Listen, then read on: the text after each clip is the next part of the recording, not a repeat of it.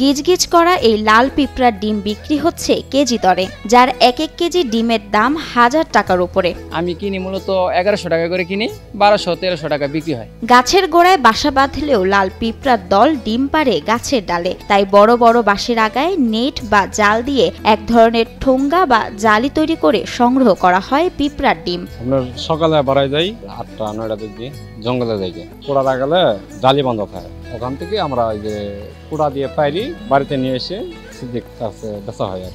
পাহাড়ি অঞ্চলের শাল, গজারি বনে এবং আম, জাম, লিচু গাছ সহ বিভিন্ন গাছে ডিম পাড়ে লাল পিঁপড়া। সারাদিন ঘুরে ঘুরে সেই সব গাছ থেকে 300 গ্রাম থেকে সর্বোচ্চ 1 কেজি পর্যন্ত ডিম সংগ্রহ করতে পারেন কেউ কেউ। সারাদিনে মনে করেন যে 15-20টা গাছ পারলে আমাদের আধা কেজি 600 গ্রাম হয় আর।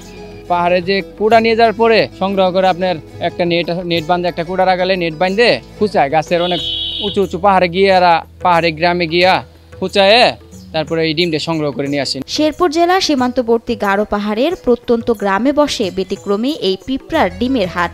হাটে প্রতিদিন বিকেলে এসে জড়ো হন ডিম সংগ্রহকারীরা।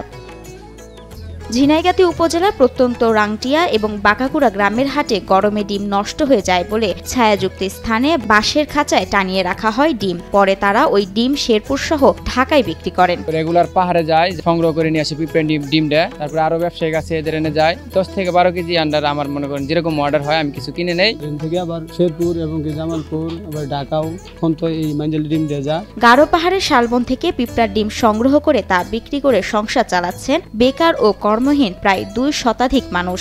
গরিব এলাকা, মনে করেন আর কোনো কর্মের জায়গা নাই, সেখানে একটা গরিব মানুষ বাইস নিয়েছে, মনে করেন বাইস নিয়ে এটি দিয়েই ওরা চলাফেরা করে এবং কি মনে করেন স্কুলের ছোট ছোট পোলাবানগুলো জায়গায় মাঞ্জালি ডিমগুলো সংগ্রহ করে। একটু কিছু ডিম পাইলে আমরা এখনকার বর্তমানে সংসার চালাইতেছি। কিছু কিছু ডিম নিয়ে পাইলে আমরা মালিকদের দেই, কিছু টাকা আমাদের দেয়। এখনকার আমাদের চলার পথ বলতে এইটাই আমাদের চলার পথ। তবে সারা বছর পিঁপড়া ডিম পাওয়া না গেলেও বর্ষা মৌসুমে এক শ্রেণীর লাল পিঁপড়া বনাঞ্চলের শাল, গজারি গাছের মগডালে, পাতা ও গাছের গর্তের মধ্যে বাসা তৈরি করে ডিম পাড়ে। এই ডিম মাছের খুবই প্রিয় খাবার বলে এর চাহিদাও ব্যাপক। এই ডিম বড়শিতে শৌখিন মৎস্য শিকারীরা মাছ শিকারের জন্য ব্যবহার করে থাকেন। সারি সারি লাইনে বসে এই ডিম দিয়ে মাছ ধরেন তারা। এই ডিমটি খুব সুন্দর, তাই মাছগুলো খাওয়ার জন্য তারা পছন্দ করে।